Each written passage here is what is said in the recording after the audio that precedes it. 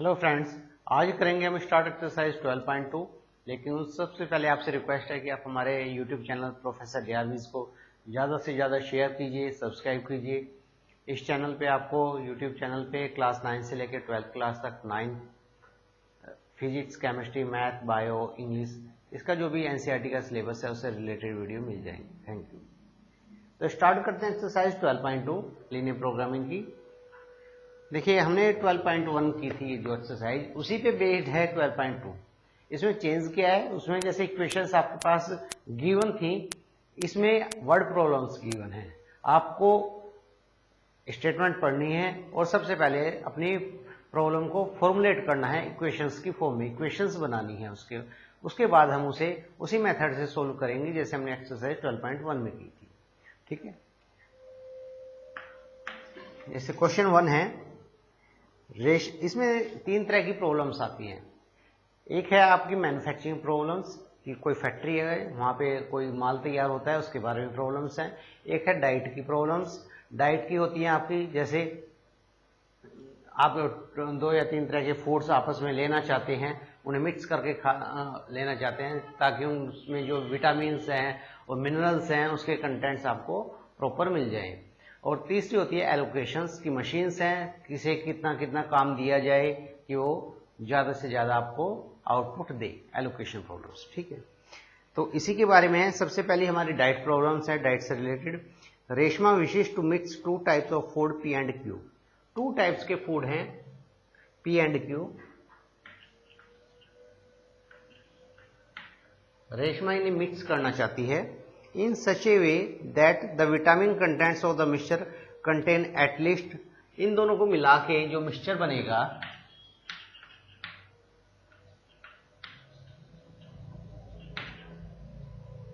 उसमें वो कहता है कि एक तो विटामिन ए और एक क्या होना चाहिए, विटामिन बी। जो मिक्सचर में है वो कम से कम विटामिन ए 8 यूनिट होना चाहिए और विटामिन बी कितना होना चाहिए, 11 यूनिट। मिक्सचर के अंदर विटामिन ए एटलीस्ट कहा है उसने,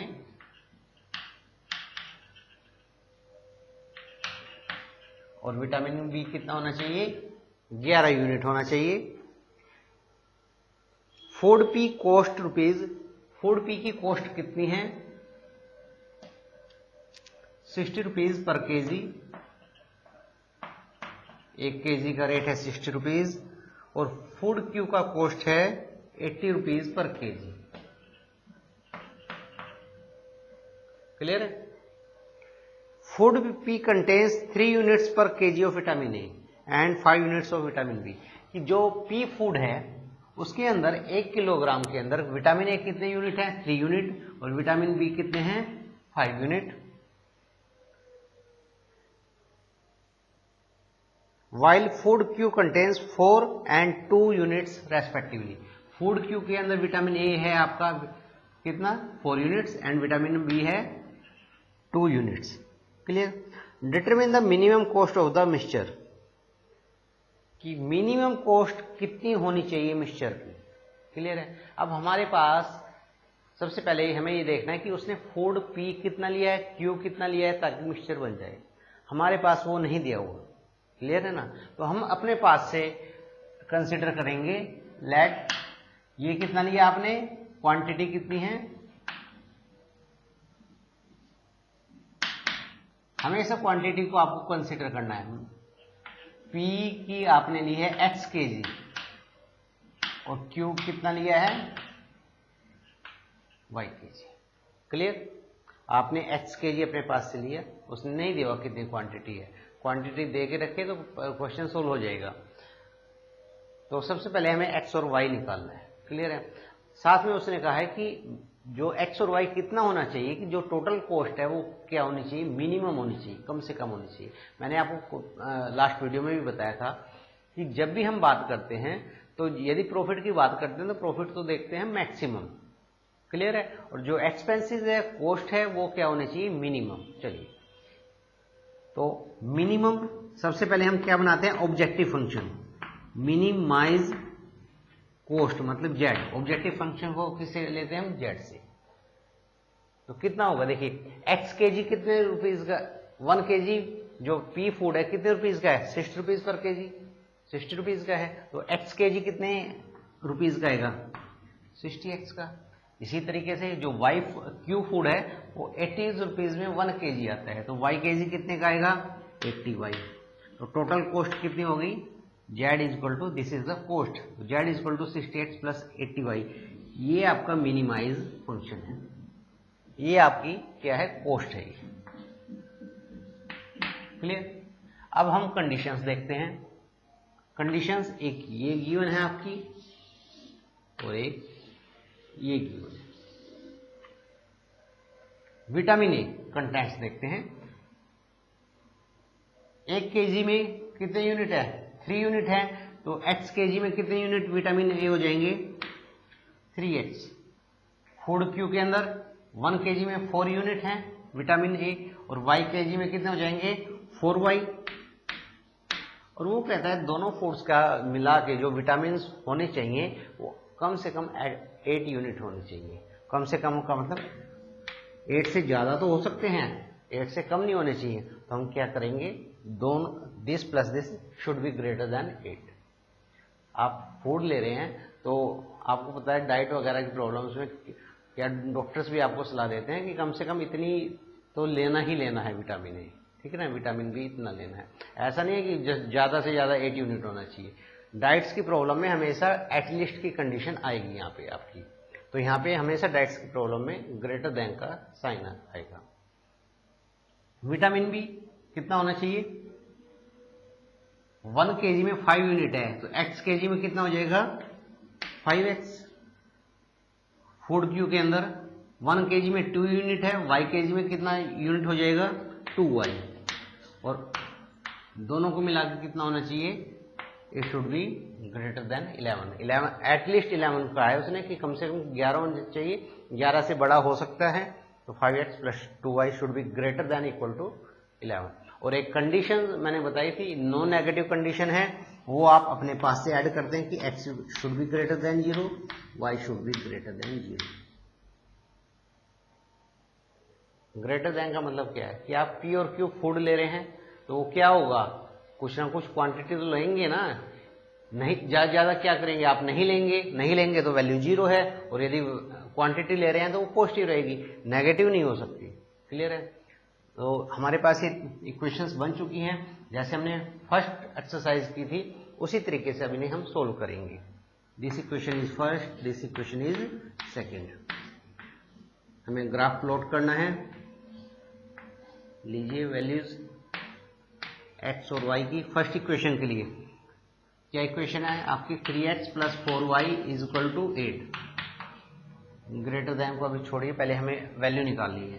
x की आपने 0 लिया तो ये तो 0 हो जाएगा, तो 4y इज इक्वल टू कितना हो गया, 8, और y की वैल्यू कितनी आई, 2। x 0 तो y 2। अब इस इक्वेशन में y 0 पुट कर दें। y 0 पुट करेंगे तो ये तो 0 हो जाएगा, क्या बचेगा यहां पे, 3x is equal to 8, x is equal to 8/3, 8/। अब इक्वेशन हम सेकंड,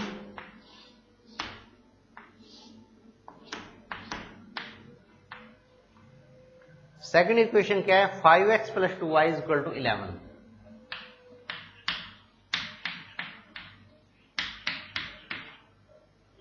x 0 पुट करें तो x 0 पुट करेंगे तो 0 मल्टीप्लाई है तो 0 हो जाएगा, plus 2y is equal to 11, y कितना आएगा, 11/2 मीन्स 5.5। और y 0 पुट कर रहे हैं, एक बार आपने x 0 पुट किया, एक बार y 0 पुट करना इक्वेशन में। सभी में हमेशा यही वैल्यूज पुट करते हैं हम, क्यों ये नंबर्स लाइन पे आती है तो इजी होता है ड्रॉ करना। y 0 पुट किया तो ये तो 0 हो गया, 5x इज इक्वल टू क्या बचेगा, 11, और x कितना हो गया, 11/5, 11/5 मीन्स 2.2। तो x 0, y 5.5, y 0, x 2.2।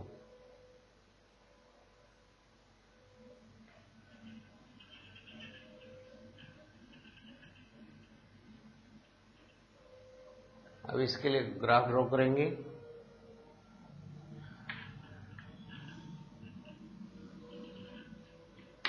X axis y axis, minimum value दोनों में एक्स की कितनी है, सॉरी मैक्सिमम 5.5 है, वाई की 2 और एक्स की है 2.2, 8/3, 8/3 मीन्स 2.7 के आसपास आएगा, 2.6 और 7 के बीच में।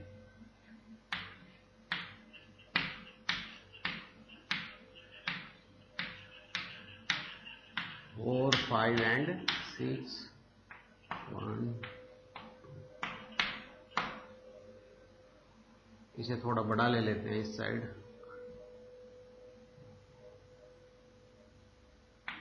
1, 2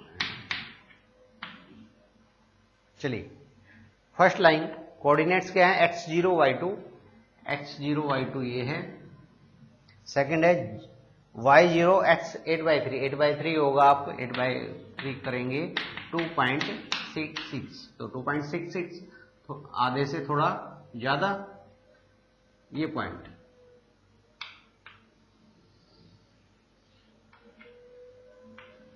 मैं लिख रहा हूं इसे, ये क्या पॉइंट है 8/3 एंड 0, क्लियर। अब हमें देखना है रीजन कौन सा है, लाइन के नीचे वाला रीजन कंसीडर करना है या लाइन के ऊपर वाला रीजन कंसीडर करना है। देखिए लाइन ये है आपकी, ग्रेटर देन का साइन है, तो मैंने आपको बताया था कि यदि यहां लेस देन का साइन होता है और सारी टर्म्स पॉजिटिव हैं तो कौन सा रीजन लेते हैं, लाइन के जिस साइड ओरिजिन पड़ा है वो वाला रीजन लेते हैं, और ग्रेटर देन में उसके अपोजिट वाला, मतलब ओरिजिन 0 0 लाइन के नीचे की साइड है तो हम ऊपर वाला लेंगे। कैसे लेंगे, क्यों लेते हैं, मैं एक बार फिर आपको बता रहा हूं। इक्वेशन क्या है आपकी, 3x + 4y = ग्रेटर देन = 8। हम चेक करते हैं कि 0 0 इस रीजन में लाई करता है इस इक्वेशन पे या नहीं करता, इसे सेटिस्फाई कर रहा है या नहीं कर रहा है। तो x की जगह आपने 0 रखा तो कितना हो जाएगा 0, y की जगह 0 रखा 0 = 8, 0 इज ग्रेटर देन 8। क्या 0 8 से बड़ा होता है, नहीं होता ना, इसका मतलब 0 रीजन में फॉल नहीं कर रहा है, तो 0 रीजन में फॉल नहीं कर रहा है तो इसका मतलब लाइन के ऊपर वाला रीजन लेना है, नीचे वाला रीजन नहीं लेना, क्योंकि लाइन के इस साइड पे 0 आपका है। नेक्स्ट है पॉइंट x0 y 5.5, 5.5 यहां पे आएगा, this one is 5.5, okay. y0 x 2.2, 2.2 पहले हमने 2.6 लिया था, 2.2 से कम आएगा, ये है 2.2, इन दोनों को ज्वाइन करो आप,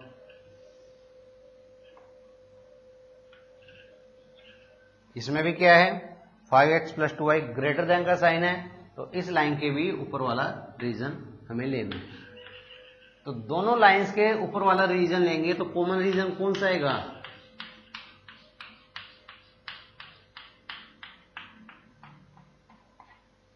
जो ये शेडेड किया मैंने लाइन से किया है, ये रीजन इस लाइन से भी ऊपर है और इस लाइन से भी ऊपर की साइड है, इधर भी इस लाइन से भी ऊपर है और इस लाइन से भी। इसमें अब हमें निकालना है मिनिमम, मिनिमाइज करना है। तो कॉर्नर पॉइंट्स कौन से हैं, वैसे तो ये अनबाउंडेड है, मैंने बताया था इस तरह की कभी भी कोई प्रॉब्लम हो जिसमें चारों तरफ से लाइनों से रीजन बाउंड ना हो तो उसमें मैक्सिमाइज नहीं निकल सकता, मिनिमाइज हम निकाल सकते हैं। पॉइंट्स कौन कौन से हैं, let this point is A, this point is B and this point is C। A के कोऑर्डिनेट्स आपके पास हैं, C के कोऑर्डिनेट्स हैं, B के निकालने हैं। B कैसे निकलेगा, दोनों इक्वेशंस को सोल्व करना पड़ेगा। 3x + 4y फर्स्ट इक्वेशन आपकी ये, सेकंड इक्वेशन देखिए यहां 4 है 4y, मैं इसे भी 2y करने के लिए इसे 2 से मल्टीप्लाई कर देता हूं, कितना हो जाएगा 10x + 4y = 22, माइनस करें -7x = और x = माइनस से माइनस कैंसिल, x = 2, x2 इसमें रखें तो 2 रखेंगे, यहाँ पे क्या हो जाएगा 6 plus 4y is equal to 8। 4y कितना हो जाएगा 8 माइनस 6 2 और y की वैल्यू 2/4 1/2। तो b के कोऑर्डिनेट्स कितने आए हैं आपके, x2 है और y 1/2। क्लियर। अब हमारे पास तीनों पॉइंट्स आ चुके हैं। देखिए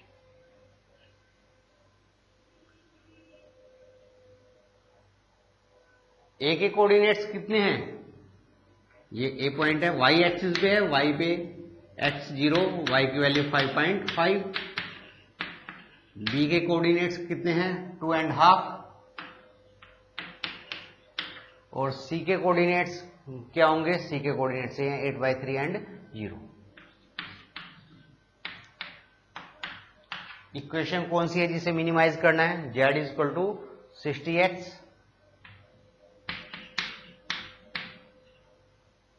प्लस में 80y। इस इक्वेशन में वैल्यू पुट करके हमें z की वैल्यू निकालनी है। सीरियल वाइज करेंगे सीक्वेंस में। सबसे पहले ये पॉइंट पुट करते हैं, x की वैल्यू क्या पुट करें 0, ये तो 0 हो गया, प्लस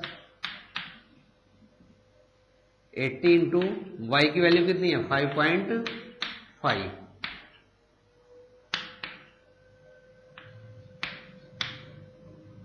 कितना आया 440।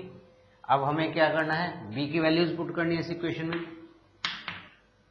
60 इंटू 2 प्लस 80 इंटू 1/2, 120 प्लस 40 160। अब क्या पुट करेंगे, c is equal to 8/3 x की जगह तो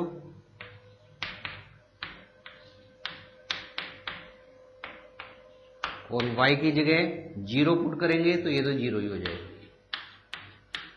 28 जा 160। तो हमारी दो वैल्यूज मिनिमम आई हैं,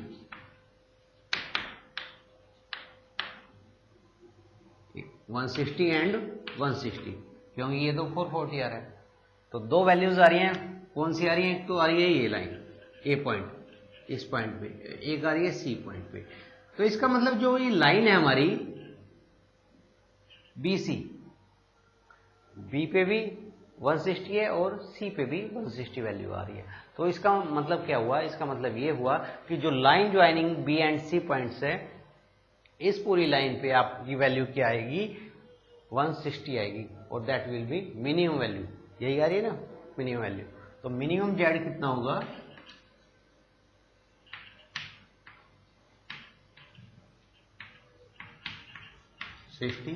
ऑन लाइन ज्वाइनिंग पॉइंट्स, कौन कौन से पॉइंट्स पे, एक तो 2.5 और सेकंड पॉइंट है 8/3। इन दोनों पॉइंट्स को जो ज्वाइन करने वाली लाइन है उस पूरी लाइन पे क्या आपका सॉल्यूशन मिलेगा, Z is equal to 160, that is minimum value. Note down करें इसे।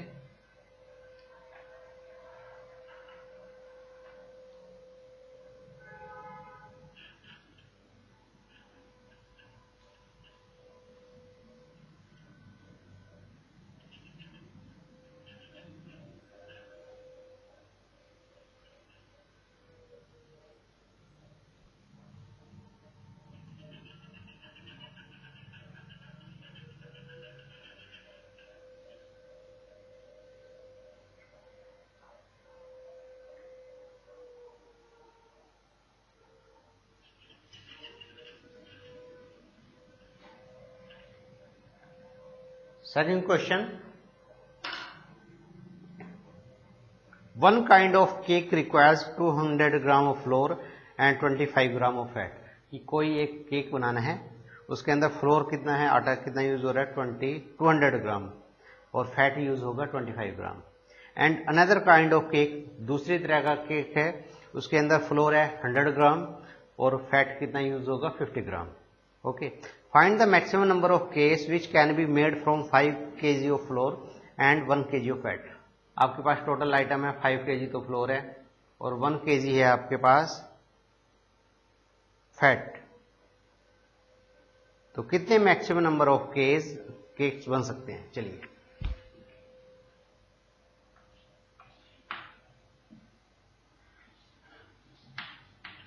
Cake of first type and cake of second. मान लीजिए लेट क्वांटिटी कितनी है, ये x पीस बन सकते हैं और ये y पीस बन सकते हैं। फ्लोर कितना यूज हो रहा है इसमें, फ्लोर एंड फैट।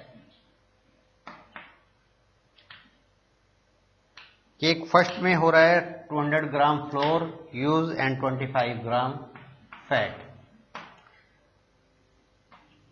सेकंड जो केक है उसमें फ्लोर 100 ग्राम और फैट है आपका 50 ग्राम, और आपके पास टोटल कितना कंटेंट्स है अवेलेबल, 5 kg फ्लोर है टोटल और 1 kg फैट है। क्लियर? अब इसमें थोड़ा देखिए, ये आपके जो फ्लोर और फैट दिए हुए हैं ग्राम्स में दिए हुए हैं, ये है केजी में, तो इसे हम चेंज कर लें। 5 kg में कितने ग्राम्स हो जाएंगे, 5000 ग्राम्स, और this one is 1000 gram. Clear है? उसने कहा कि इस कंटेंट में आपको ज्यादा से ज्यादा केक बनाने हैं, मैक्सिमम केक्स बनाने हैं, तो मैक्सिमाइज क्या होगा आपका, नंबर ऑफ केक्स ज्यादा से ज्यादा होने चाहिए। नंबर ऑफ केक्स कितने हैं आपके पास, केक फर्स्ट x है, केक y हमने y लिया है, तो x प्लस y, इसे आपको मैक्सिमम करना है। क्लियर है ना बात? उसने कहा कि ज्यादा से ज्यादा केक बनाइए। अब केक कितने बने हमने कंसिडर किया, मान लीजिए केक फर्स्ट x बने हैं और केक y बने हैं, तो x plus y should be maximum. अब आती हैं कंडीशंस की, first constant and second constant. Last question में भी हमने ऐसे लिया था, जो फ्लोर वाली कंडीशंस थी वो उससे एक कंडीशन बनाई थी और जो फैट की वैल्यूज थी उससे सेकंड। फर्स्ट क्वेश्चन में हमने हमारे पास था विटामिन ए गिवन था और विटामिन बी गिवन था। विटामिन ए की जो भी वैल्यूज थी उनसे फर्स्ट इक्वेशन ली थी हमने और विटामिन बी से सेकंड। तो इसमें भी हम फ्लोर से पहले फर्स्ट कंडीशन लेंगे। एक केक बनाने में 200 ग्राम लगता है फ्लोर, तो एक्स केक बनाने में कितना लगेगा, 200x। सेकंड टाइप केक में 1 केक के लिए 100 ग्राम चाहिए और y केक के लिए 100y, और मैक्सिमम कितना है आपके पास, 5000। तो यहां साइन कौन सा आएगा, यहां साइन आएगा लेस देन। क्यों आएगा, देखिए जो आपके पास माल है 5 किलो है, 5 किलो से ज्यादा तो नहीं हो सकता, तो वो कहता है इन दोनों को जितना भी यूज हो रहा है वो 5000 की लिमिट के अंदर अंदर होना चाहिए, 5000 को क्रॉस नहीं करना है। 5000 ग्राम मीन्स 5 kg, उससे ज्यादा आपके पास नहीं है, तो जो ये क्वांटिटी आई है it should be less than 5 kg। इसी तरीके से फैट है, 1 केक में 25 ग्राम यूज हो रहा है, एक्स केक में कितना होगा 25 ग्राम। हम इसे पहले थोड़ा सिंप्लीफाई कर लें, इस इक्वेशन को डिवाइड बाय 2 कर लें, इसे डिवाइड बाय 100 से करें तो क्या हो जाएगा, 2x plus y less than 50। ये आई इक्वेशन नंबर आपकी 1। अब लेते हैं ये फर्स्ट केक में कितना होगा 25x fat use, second cake में एक केक में 50 ग्राम है तो y केक में कितना 50y, और it should be less. Maximum fat कितना अवेलेबल है आपके पास, 1 kg अवेलेबल है, मीन्स 1000 ग्राम। इसे डिवाइड कर लें 25 से, 25 2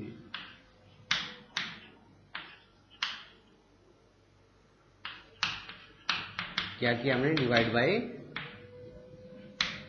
20। ये आपकी सेकंड इक्वेशन है। क्लियर है? अच्छा, नंबर ऑफ केक्स नेगेटिव तो नहीं हो सकते, तो इन दोनों की वैल्यू क्या होनी चाहिए, should be greater than equal to 0। Equation graph plot करना है आपको। x0 पुट किया तो ये तो 0 हो गया सारा, और y की वैल्यू 50 आएगी। y 0 पुट करें, 0 हो गया तो 2x इक्वल टू 50, 2x 50 के बराबर है तो x कितना हो जाएगा 25। इसी तरीके से सेकंड इक्वेशन के लिए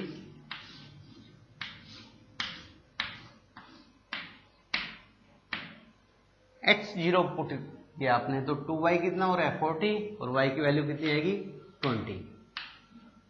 2y 40 है तो y 20 रहेगा। अब हमने y 0 पुट किया, y 0 पुट करने पे ये सारा तो हो गया 0, तो x की वैल्यू कितनी आएगी 40।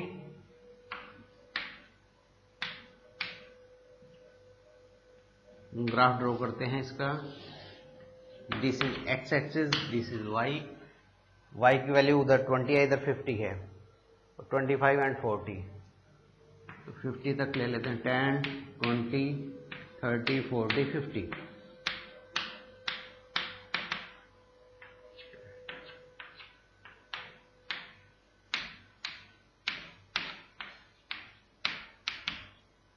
क्लियर?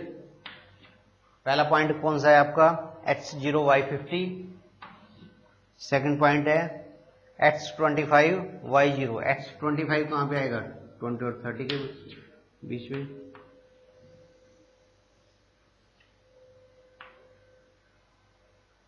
लेस देन का साइन है इक्वेशन में, है ना, तो सारी वैल्यूज पॉजिटिव हैं, तो x जब भी लेस देन होगा तो कौन सा होगा, लाइन के जिस साइड ओरिजिन पड़ा है वो वाला रीजन आपको लेना है, मतलब लाइन से नीचे का, लाइन से ऊपर का रीजन नहीं लेना है आपको। Second line x0 y20, this one and x40, इन दोनों को भी ऐड करें, सॉरी ज्वाइन करें। इस इक्वेशन में भी लेस देन का साइन है, लेस देन में इसमें भी लाइन के कौन सा लें, नीचे वाला रीजन लें ऊपर वाला, ओरिजिन नीचे की साइड है ना, तो लेस देन में हमें मैंने पहले भी बताया क्या करना है, जिस साइड ओरिजिन पड़ा है वो रीजन ले लें। और यदि किसी बच्चे के मन में डाउट हो कि ये क्यों ले रहे हैं, तो आप सिंपली वैल्यू, मैंने पहले भी बताया कि आप इस इक्वेशन में वैल्यू पुट कर लें ओरिजिन की। 0 + 0 लेस देन 40, 0 + 0 क्या होगा 0 होगा, और क्या वो 40 से लेस होता है, 40 से लेस होता है, इसका मतलब वो रीजन में लाई कर रहा है। चलिए, दोनों लाइंस के नीचे का रीजन है, तो कंबाइंड एरिया कौन सा हो गया, कंबाइंड एरिया ये वाला हो गया या नहीं। देखिए, ये इस लाइन से भी नीचे का है और इस लाइन से भी इस साइड का रीजन है। आप ऐसे कर सकते हैं, एक लाइन को शेड कर लें और दूसरी लाइन से लाइनें लगा दें, तो जोन सा रीजन जिसमें लाइनें भी लग रही हैं और शेड भी आ रही है, वो वाला रीजन कौन सा है, वो हमारा कॉमन रीजन होगा। क्लियर? जिस point O A B and C, O आपके पास है, A आपके पास है, C भी पॉइंट्स हैं, B आपको नहीं पता। B निकालते हैं, सोल्व करते हैं, इसे कैसे करेंगे।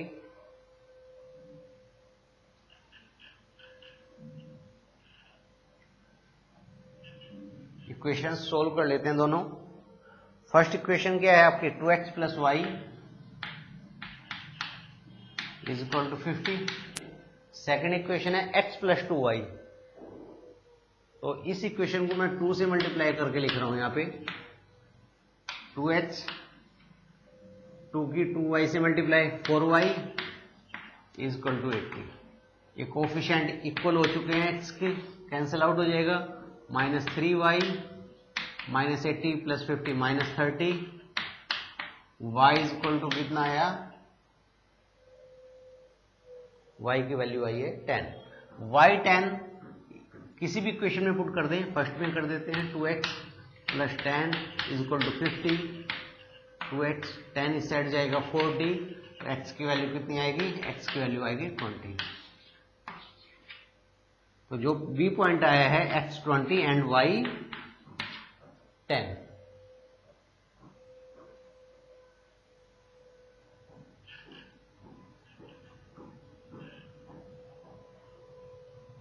अब हमें क्या निकालना है, z = x + y की वैल्यूज निकालनी है। किस पॉइंट पे, एक पॉइंट है आपका O के कोऑर्डिनेट्स कितने हैं 0 0 A B एंड C।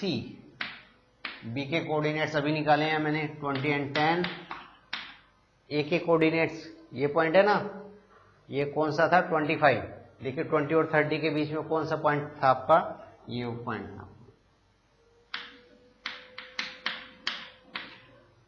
और सी वाई एक्सिस पे है, एक्स की वैल्यू 0 और वाई की वैल्यू कितनी आएगी, 20 आएगी।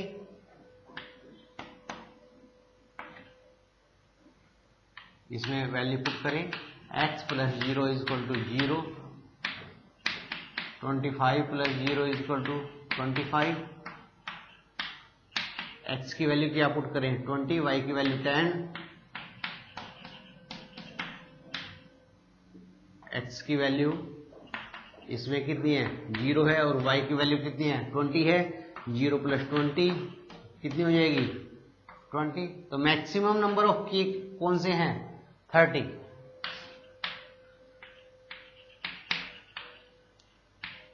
कितने केक बनेंगे 30 बनेंगे, जिसमें फर्स्ट टाइप के केक कितने होंगे 20 और सेकंड टाइप के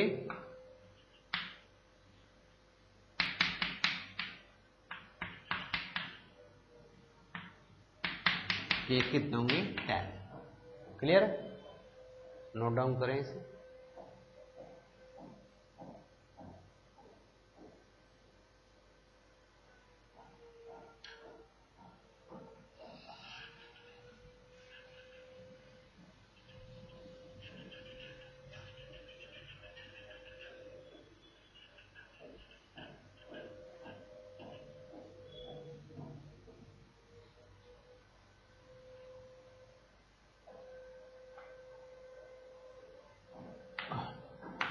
question number 3, A factory makes tennis racket and cricket bat. Factory ये कोई दो चीज बनाती है, एक तो tennis racket, second one is cricket bat.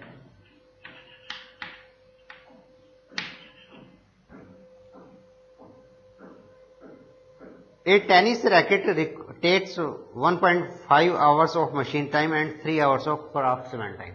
कि इन चीजों को बनाने में दो चीजों का यूज होता है, एक तो मशीन का यूज होगा इन दोनों आइटम्स को बनाने में, और एक जो लेबर है, जो क्राफ्ट्समैन है, जो एक्सपर्ट है इन्हें बनाने के, उनका भी टाइम यूज होगा।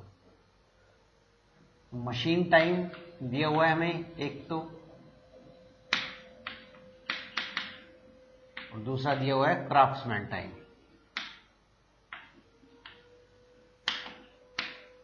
मजदूरी कितनी समय लेगा, तो देखिए क्या कहता है वो, टेनिस रैकेट बनाने में 1.5 आवर्स,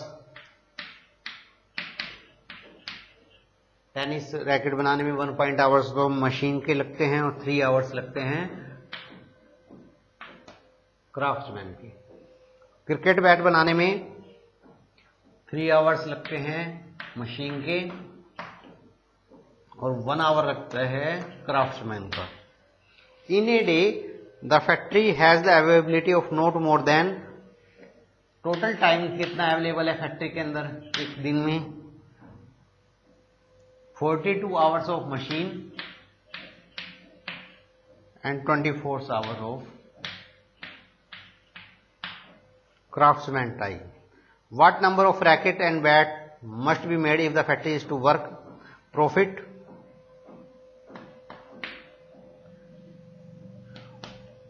वो कहता है कि 20 रुपीज प्रॉफिट मिलता है रैकेट बनाने में और इस पे प्रॉफिट कितना होता है 10 rupees. Find the maximum profit of the factory when it works at full capacity. ठीक है, अब देखिए उसने कोई फैक्ट्री है, दो आइटम्स बना रही है बैट एंड रैकेट, कितने बना रही है, लेट क्वांटिटी हम एज्यूम कर लेते हैं, इसके कितने हैं एक्स पीस बना रही है ये और इसके वाई पीसेस।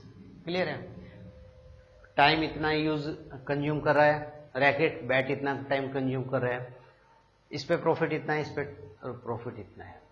अब एक चीज है, कुछ बच्चों के माइंड में ये बात आएगी, सर उसने कहा कि एक दिन में 42 आवर्स मशीन टाइम अवेलेबल है, तो ऐसा कैसे पॉसिबल है, दिन में तो 24 घंटे होते हैं, 42 आवर्स कैसे अवेलेबल हैं।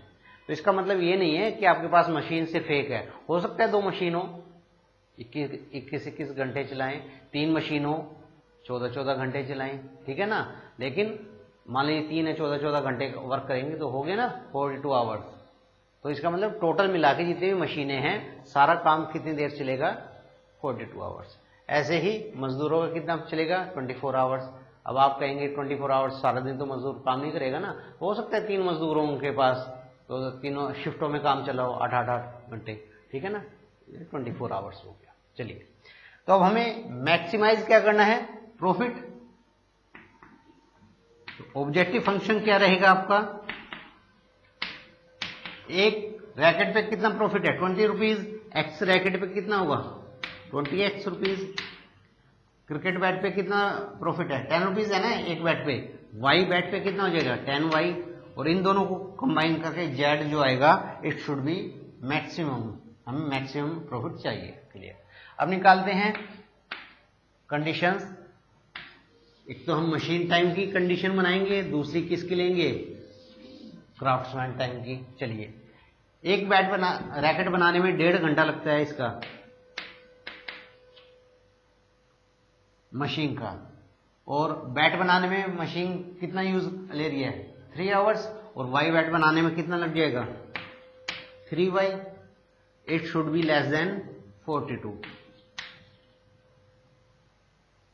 लेस देन का साइन क्यों किया, क्योंकि मैक्सिमम इतनी ही देर काम हो सकता है, इससे ज्यादा काम नहीं हो सकता 42 आवर्स से ज्यादा। क्लियर।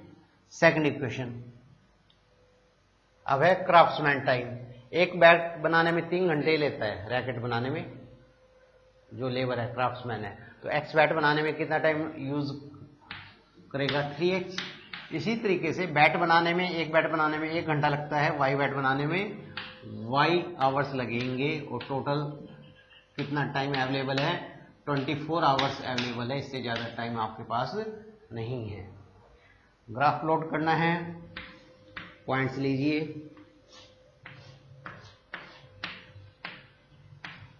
x की वैल्यू 0 रखी तो ये तो सारा 0 हो गया। 3y इक्वल टू 42, y कितना हो जाएगा 42 को 3 से डिवाइड करेंगे 4। अब हमने क्या पुट किया y0, तो कितना आया 1.5 x इज इक्वल टू 42, ये तो 0 हो गया ना, y0 पुट किया आपने, तो 1.5 x is equal to 42, x कितना हो जाएगा 42 डिवाइड बाई 1.5,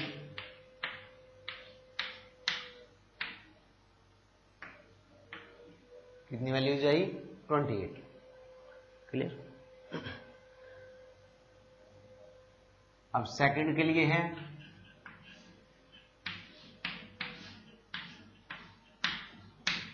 x 0 पुट करें तो x तो 0 हो गया, y की वैल्यू कितनी है 24, y 0 पुट कर दें तो 3x इज इक्वल टू 24 आएगा, और x की वैल्यू कितनी आ जाएगी 8।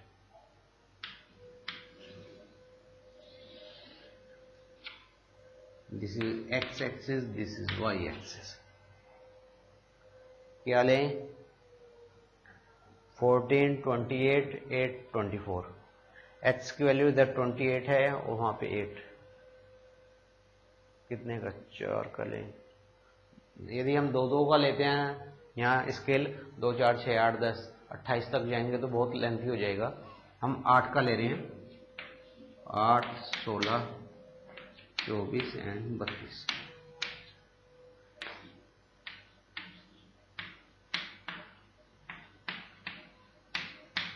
क्लियर। चलिए, पहला पॉइंट क्या है y14 कहां पे आएगा 8 और 16 के बीच में आएगा, अंदाजे से ले लीजिए। 8 और 16 के बिल्कुल बीच में तो 12 आएगा ना, 12 से थोड़ा सा ऊपर 16 हो जाएगा, सॉरी 14 हो जाएगा। अब है x 28 कहां आएगा 24 और 32 के बिल्कुल मिड में।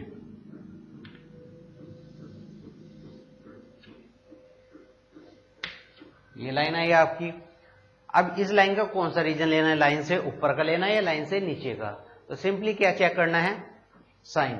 लेस देन का साइन है तो जिस साइड नीचे का लेंगे, नीचे का रीजन क्यों लिया, क्योंकि नीचे की साइड आपका ओरिजिन है लाइन की, ठीक है ना। ये जो मैं डायरेक्ट ले रहा हूं बिना चेक करे वो इस वजह से क्योंकि सारी वैल्यूज आपकी पॉजिटिव है, पॉजिटिव के लिए याद रखें आप। अगला कितना है x0 y24, y24 हो गया, x की वैल्यू 8,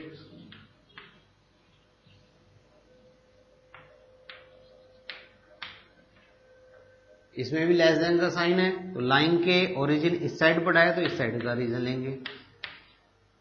तो इस लाइन से इस साइड का रीजन तो ये हो गया आपका,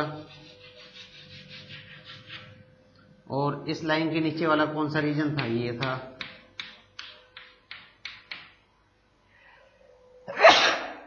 सॉरी, तो कंबाइंड रीजन कौन सा है जिसमें लाइन भी आ रही है और शेडेड पोर्शन भी आ रहा है, वो ये रीजन है आपका।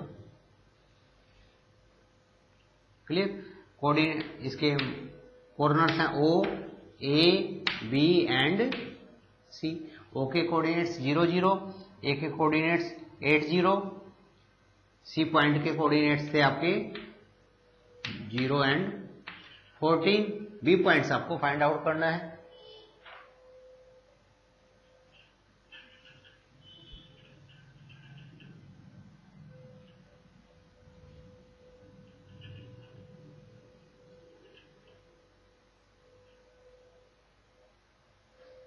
बी के लिए इक्वेशंस कौन सी हैं, एक ये है एक वो है। इसे हम क्या करें, 2 से मल्टीप्लाई कर लें। 1.5 into 2 3x plus 2 into 3 6y is equal to 84। Second equation है आपकी 3x plus 5 is equal to 24। Multiply इसलिए किया क्योंकि x के जो कोफिशिएंट थे वो हमें सेम करने थे, यहाँ 1.5 है और यहाँ 3। चाहे x के कीजिए चाहे y के कीजिए, एलिमिनेशन मेथड है, 10th में आपने पढ़ाया इसका। 6 माइनस 1 5y, ये कितना होगा 84 माइनस 24 60y की वैल्यू 60/5 कितनी आई 12y। अब y की वैल्यू इक्वेशन में पुट कर दें, कोई सी में पुट करें। 3x plus y, y minus 12 is equal to 24, 3x is equal to 24 minus 12 हो जाएगा, और x की वैल्यू कितनी आएगी 4, तो x4 y12। अब आपके पास चारों कॉर्नर्स के पॉइंट्स आ चुके हैं।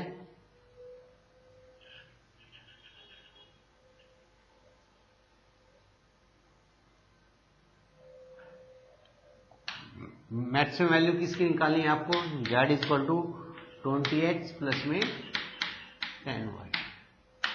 कॉर्नर्स हैं आपके o, a, b and c। o के कोऑर्डिनेट 0 0, a के कोऑर्डिनेट्स कितना है x 8 है और y 0, b के अभी हमने निकाले हैं 4 एंड 12।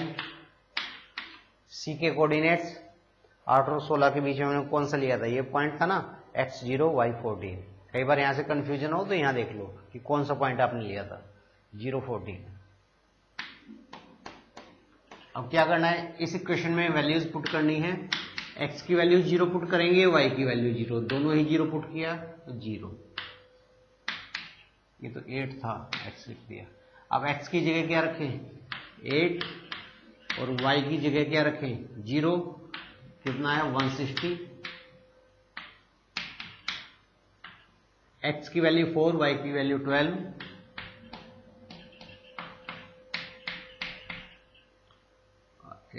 और 120 200। x 0 तो 0, y 140, 10 इंटू 14 कितना है 140। तो मैक्सिमम वैल्यू कितनी है 200। कब है, जब कोऑर्डिनेट्स हैं 4 12। कोऑर्डिनेट्स मींस मैक्सिमम z क्या था प्रॉफिट कितना होगा 200, z हमारा प्रॉफिट था। 200 कब होगा, जब x की वैल्यू 4 और y की वैल्यू 12, और x क्या था हमारा रैकेट। रैकेट आप कितने बनाएंगे, फैक्ट्री 4 बनाएगी और बैट बनाएगी 12। नोट डाउन करें इसे।